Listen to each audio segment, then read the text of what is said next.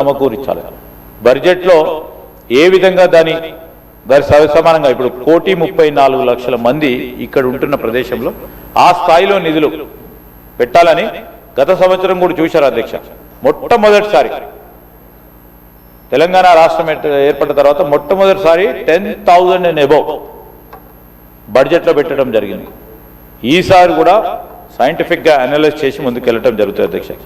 మరి గౌరవనీయులు మహేశ్వర్ రెడ్డి గారు చెప్తూ ఉపాధి హామీ గురించి మాట్లాడుతూ ఉన్నారు అధ్యక్ష. ఇప్పుడు చర్చ జరుగుతుంది గ్రామీణ ప్రాంతంలో ఉపాధి గురించి. ఉపాధి హామీ పథకానికి ఏ విధంగా కేంద్ర ప్రభుత్వం తూట్లు పొడుస్తూ ఉంది మా సీతక్క గారు చెప్తారు, దాని తర్వాత మా ముఖ్యమంత్రి గారు కూడా చెప్తారు. మీద సార్ మాట్లాడేది జాతీయ ఉపాధి హామీ గురించి వారా సార్ మాట్లాడేది? కాంగ్రెస్ పార్టీ ప్రభుత్వం ఆ రోజు గ్రామీణ ప్రాంతంలో ఉంటున్న వారికి ఉపాధి కల్పించాలని ఒక పెద్ద ఎత్తున చరిత్రలో మొత్తం ప్రపంచ స్థాయిలోనే లేని విధంగా ఒక పథకాన్ని చట్టబద్ధంగా పథకాన్ని తీసుకొస్తే మహాత్మా గాంధీ లాంటి మనం ఎవరి కిందనైతే మనం ఈరోజు శాసనసభ ప్రాంగణం ఉందో అక్కడ ఆయన పేరు తీసేసిన అధ్యక్ష. మీనింగ్ ఉందా అధ్యక్ష? వాళ్ళంతా సీతక్క గారు చెప్తారు. దాన్ని తూట్లు పొడిచే కార్యక్రమం చేసి వీరు గ్రామాల గురించి మాట్లాడుతూ ఉన్నారు అధ్యక్ష. ఈ గ్రామాల గురించి మాట్లాడుతూ ఉన్నారు అధ్యక్ష. ఈరోజు ఈ గ్రామీణ ప్రాంతంలో ఉంటున్న మా ప్రజానికానికి విలీనం కాబడ్డ ఈ గ్రామాలకు సంబంధించిన వారికి ఉపాధి ఏ విధంగా పెంచాలి, దానికి ఏం చేస్తా ఉన్నాం?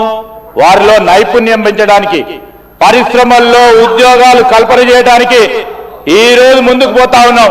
నేను అడుగుతా ఉన్నా, చాలా పవర్ఫుల్ లీడర్ అధ్యక్ష బీజేపీ మహేశ్వర్ రెడ్డి గారు. అక్కడ వారు మోడీ గారికి అమిత్ షా గారికి చాలా దగ్గరగా ఉండే వ్యక్తి అధ్యక్ష.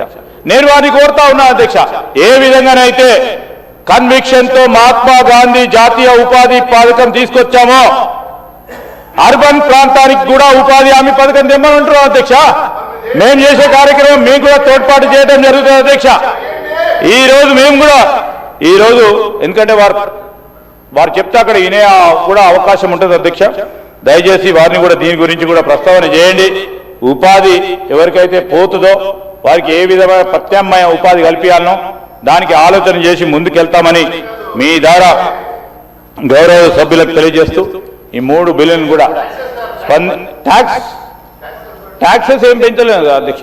ట్యాక్స్ పెంచే ప్రసక్తే లేదు అధ్యక్ష. ఇప్పుడు ప్రస్తుతం ట్యాక్స్